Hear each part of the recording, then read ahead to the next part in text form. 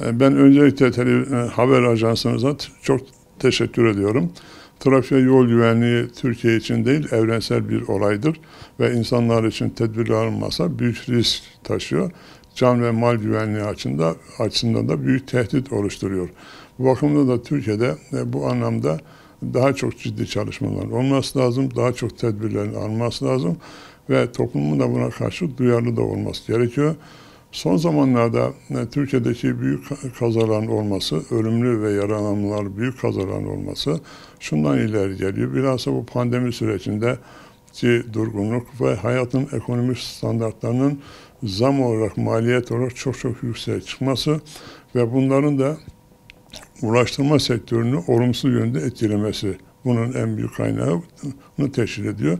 Çünkü gerekse yolcu taşıyanlar, gerekse de yük taşıyan büyük firmalarda muazzam bir daralma meydana geldi. Maliyetlerin artmasından kaynaklanan büyük bir daralma meydana geldi.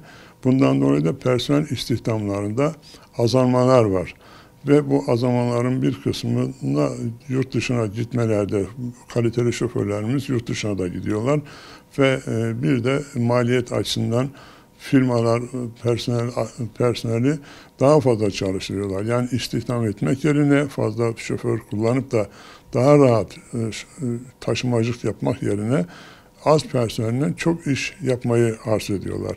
Bu az personelle çok iş yapmak da şoförleri sürekli çalıştırmak demektir ve onların yorgun ve uykusuz araç kullanması demektir. Gündüzleri meydana gelen, mesela Güneydoğu Anadolu bölgesinde, Gaziantep'te ve Mardin'de meydana gelen kazalarda da baktığımız zaman hem gündüz meydana gelmiş hem de düz yoldan meydana gelmiştir ve 35 kişi aynı günde ölmüştür. Bunun sebepleri sürücülerin yorgun olması ve uykusuz olmasından ve kaynaklanıyor. Yorgun ve uykusuz olan sürücü hiçbir zaman yol konusuna dikkat edemez. Yola azami dikkatini veremez. Yolu fazla göremez. Bu bakımdan da sürekli uyur gezer durumda olur ki bu da uzun yollarda ölümlü kazaların olmasına ve çoklu ölümlerin de meydana gelmesinin en büyük etkenidir. Şoförlere şunu, lojistik firmaları, yolcu taşıma firmaları elbette ki az personelle çok iş yapmak isterler. Ancak burada en önemli mesele de hem sürücülerin kendi canlarını korumaları hem de taşıdıkları yolcuların canlarını korumalarıdır. Burada işte ekonomik standartların daralmasından kaynaklanan bir baskı, firmalar tarafından şoförlere yönelik bir baskı söz konusu. İşte tekrar dönüyoruz yine başa, uykusuz ve yorgun araç kullanmanın hem firmalara büyük zararı var, hem de yolcular ölüyor, hem de sürücülerin kendisi de çoğu zaman hayatlarını kaybediyor. Bunun yanında da firmalarda gerekse sigorta şirketleriyle bitmez tükenmez mahkemeler devam ediyor. Yani firmalarda aslında bundan bir şey kazanamıyorlar. Yani bir personel, 2 personel, 5 personel istihdam edeceğim yerde 30 yolcusunun, 40 yolcusunun canını tehlikeye atıyorlar. Bu da hem o firmaların prestij anlamda, ticari anlamda kendilerine leke sürülüyor, hem de itibarları da zedeleniyor, hem de yolcularını kaybediyorlar. Bu bir travmadır. Yani biz şunu televizyonunuz ve ajansınız vasıtasıyla söyleyelim, firmalar, lojistik firmaları ve yolcu taşıtan firmaların hiçbirisi asla ve asla az personelle çok iş yaptırmaya heveslenmesinler. Mutlaka sürücülerini dinlendirsinler, uykularını tam olmasını sağlasınlar. Uykusunu tam olmayan ve yorgun araç kullanan şoförün o firmaya da hayrı yok. Taşıdığı insanların da canını tehlikeye atıyorlar ve bazen de şoförlerimiz kendi canlarından oluyorlar.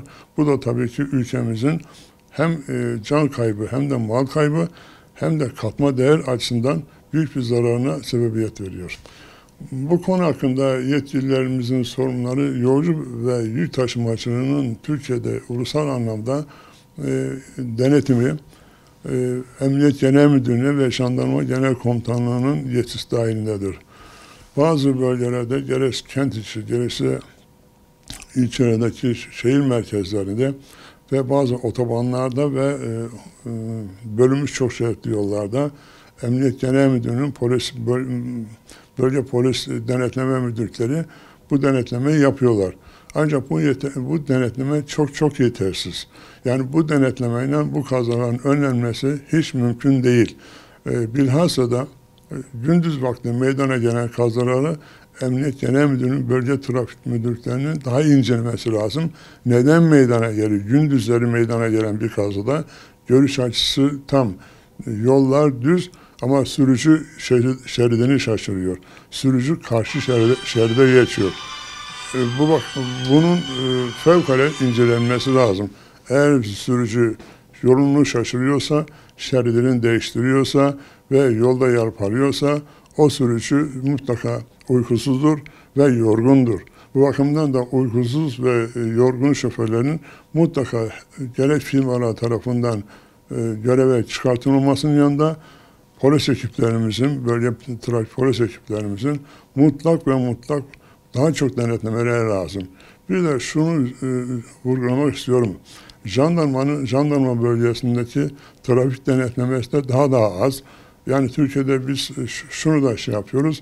Yol denetimleri bilhassa otobanlarda ve devlet yollarında tek elden yönetilmesi lazım ve tek elden 24 saat yani gecesi işte daha az. Mesela gündüz 10 ekip çalışıyorsa geceler 2 ekibe düşürüyorlar. Hayır, trafik ve yol güvenliği gecede devam ediyor. Mesela lojistik taşımacının çoğu gecedir. Yolcu taşımacının çoğu şehirler arasındaki hesaplamalarda da var, gecedir. Neden? İnsanlara gündüz tasarruf yaptırmak için gece yolculukları yaparlar. Gece yolculuklarında da aynı gündüz yolculukları gibi trafik denetleme müdürlüklerimizce mutlak her saat denetlenmesi lazım. Böyle belli bölgelerde, belli saatlerde değil, her saat denetlenmesi lazım. Denetleme herkese gerçekten ihtiyaçtır. Herkesi disiplin altına sokar ve kaçak kayıpları da önler ve devletin de toplum üzerindeki etkisi pozitif yönden, olumlu yönde daha da iyi görünür. Biz bu bakımdan denetlemenin üzerinde çok duruyoruz. Denetleme es geçilmemesi lazım. Denetleme her saat yapılması lazım ve her firma, her yolcu firması, hem lojistik firması, her sürücü mutlaka karayollarda denetlemenin her saat başı olduğunu bilerek kendisini ona göre düzenlemesi gerekiyor ve aktif trafikte uykusuz ve yorgun araç kullanmak veya işte sarhoş olarak araç kullanmak veya işte keyfi olarak araç kullanmak asla varsa olmaması düşüncesindeyim. Sürücülerimizin de bunu kendi hayat tarzlarına uydurmaları gerekiyor. Yani firma bunu istedi. Ben tek başıma şuradan şuraya gideyim, uykusuz da yorgun da yola devam edeyim demesi o sürücünün aleyhinedir. Can güvenliğini de ortadan kaldırıyor.